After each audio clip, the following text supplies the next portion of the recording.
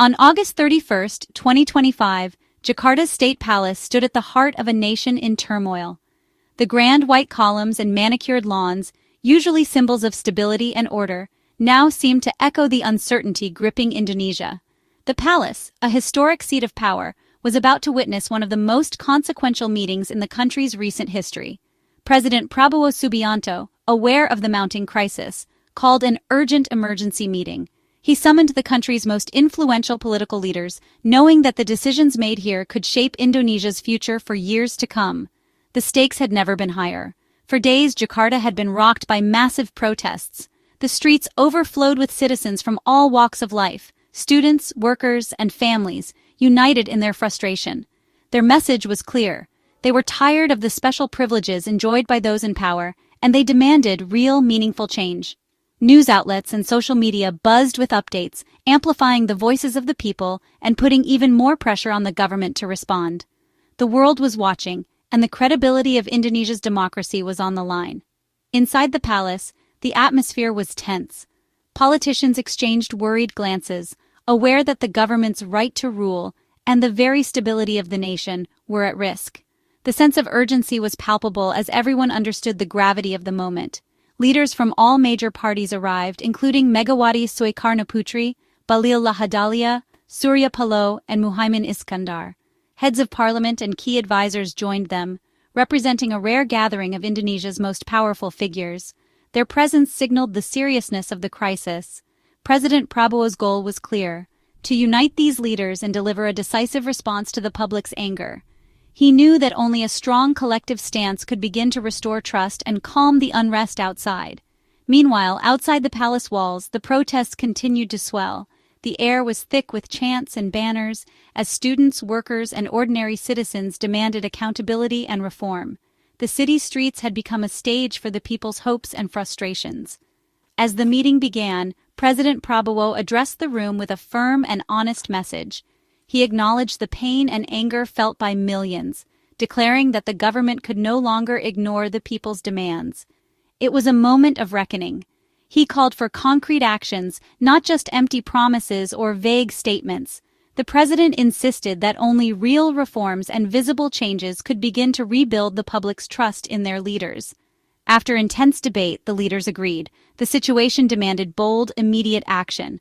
Only sweeping reforms and a united front could hope to calm the unrest and prevent further chaos. The meeting's main goal was to forge a new sense of unity and agree on a clear, actionable plan to address the crisis. It was a rare moment of consensus in Indonesian politics, driven by the urgency of the situation. President Prabowo pushed for broad agreement, knowing that only a coalition representing all sides could deliver lasting change. He urged everyone to put aside personal interests for the good of the nation. Across Indonesia, people watched and waited, hoping that this meeting would mark a turning point. The nation's future depended on what happened behind those palace doors. This meeting was not just about politics. It was the beginning of a crucial effort to rebuild the relationship between Indonesia's government and its people and to chart a new path forward for the country. The palace meeting happened at a time when the country was facing one of its most turbulent moments in recent years. Behind closed doors, top officials gathered to discuss a crisis that was quickly spiraling out of control. The urgency was driven by a surge in public protests that had been building for weeks, with more and more people taking to the streets each day. The capital, Jakarta, became the epicenter, but demonstrations were spreading to other cities as well. Indonesians were furious after news broke about lawmakers' lavish allowances, luxury cars, and expensive trips abroad. These stories dominated headlines and social media, fueling a sense of injustice among ordinary citizens who were struggling with rising prices and stagnant wages. The gap between the DPR, the national parliament, and the people had never felt wider.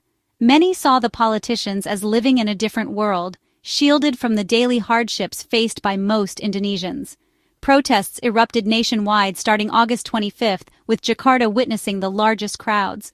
Tens of thousands marched, chanting for reform, waving banners, and demanding that lawmakers be held accountable for their actions. At the heart of the outrage was a new, extremely costly housing allowance for DPR members. Many saw it as a symbol of political arrogance and a blatant disregard for the struggles of everyday people. While the majority of protests remained peaceful, a few turned violent. Government buildings were damaged, clashes broke out between police and demonstrators, and tragically, one protester lost their life, a death that is now under investigation and has become a rallying point for further demonstrations. The unrest sent shockwaves through society, creating a climate of fear and uncertainty. Many Indonesians stayed home, worried about their safety, while others anxiously followed the news, hoping for a peaceful resolution. The crisis was so severe that President Prabowo canceled a planned trip to China, signaling to the world just how serious the situation had become. His presence was needed at home to address the growing unrest. Security forces were deployed across major cities, patrolling the streets and standing guard at key locations. But it was clear to everyone that force alone would not be enough to restore calm or rebuild trust. The real solution, many believed, had to address the root causes of public anger: corruption, inequality, and a political system that seemed out of touch with the people it was meant to serve. The emergency meeting with party leaders was seen as a last chance for the government to show it was listening. It was a political lifeline, and the nation watched closely to see if real change would follow. Across Indonesia, families gathered around televisions and smartphones waiting for updates. The sense of anticipation was mixed with skepticism. Would their voices finally be heard? Or would this be just another empty promise? The government's credibility was at stake, and the next steps would determine whether Indonesia could move forward together or remain divided by anger and mistrust. The first and most significant outcome of the high-stakes meeting was the introduction of strict punishments, an unprecedented move in recent Indonesian politics.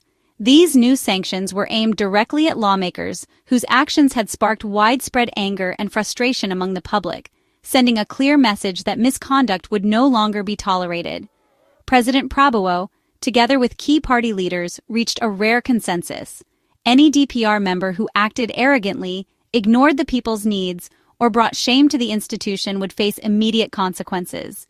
The punishments would be swift and decisive, ranging from formal warnings and temporary suspensions to the ultimate penalty of being removed from office altogether. This tough stance was a direct response to the public's growing demand for transparency and accountability, reflecting a new era of political reform. The NasDem party quickly set the tone by suspending 2 of its own members, making it clear that no one was above the rules and that real consequences would follow bad behavior. The message was unmistakable. The days of politicians escaping responsibility for their actions were over, and a new standard was being set for everyone in office. For many citizens, this move represented a crucial turning point, restoring hope that their voices mattered and that leaders would finally be held to account for their promises and actions. President Prabowo emphasized that public officials are not masters, but servants of the people, and that their primary duty is to serve with humility and integrity. The agreement on these new punishments laid the foundation for even bigger changes ahead, signaling a new chapter in Indonesia's journey toward a more accountable and trustworthy government. The next big change aimed at lawmakers' special benefits. The controversial 50 million rupiah monthly housing allowance was taken away. A quick win for protesters. DPR leaders also promised to review and lower other excessive allowances.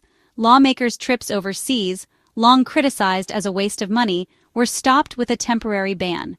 These cuts sent a clear message. The time of political perks was over. The government wanted to show humility and support for regular Indonesians. These were not just symbolic actions, but real sacrifices to rebuild public trust. The political leaders were finally feeling the pressure to change. President Prabowo's third order. The government must listen, not hide.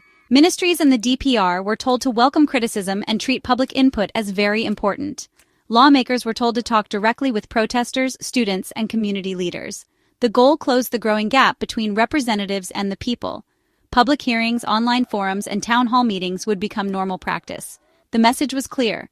Democracy grows with talking, not distance. Ignoring what the public wanted would only cause more unrest. The government's new plan: replace fighting with talking. This was a promise to make the government more responsive and accountable. The government was betting on being open to calm the problem. The government confirmed the right to protest. Peaceful gathering and free speech would be protected. But President Prabowo drew a firm line. Violence and destruction would not be allowed. Security forces were told to act with control, but also to act strongly against lawbreakers. The difference between protest and chaos was made clear. Protesters were encouraged to speak out, but warned that becoming violent would have consequences. This balanced approach aimed to protect both rights and public order. The government asked for responsible citizenship from all sides. The message democracy needs both freedom and discipline. Security was the next priority. President Prabowo held a special cabinet meeting with military and police chiefs to make sure there was a unified response. A joint press conference followed, showing strength and calm. Security forces promised to protect peaceful protesters while stopping further violence. The government wanted to assure the public order would be kept, but rights would be respected. This show of unity among security groups was meant to stop further unrest. The government's plan changed through talking, stability through working together. Only in a safe environment could real change begin. The final point, political unity. All major party leaders stood with President Prabowo, promising support for the government's changes. This rare show of agreement sent a strong message of stability to the country. It gave Prabowo the power to make tough changes without political problems. The image of rivals working together was a call for national peace. The leaders showed that the time of fighting was over. It was time for working together. This unity was not just for show. It was a promise to the people. Indonesia's leaders were ready to put the country first.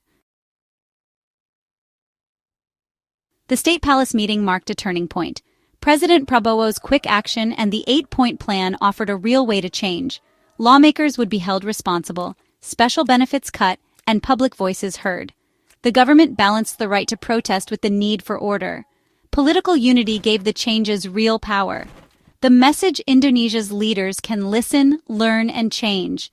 The people's power had forced a serious discussion and a promise for a better future. The country's next chapter would be written together with hope and watchfulness.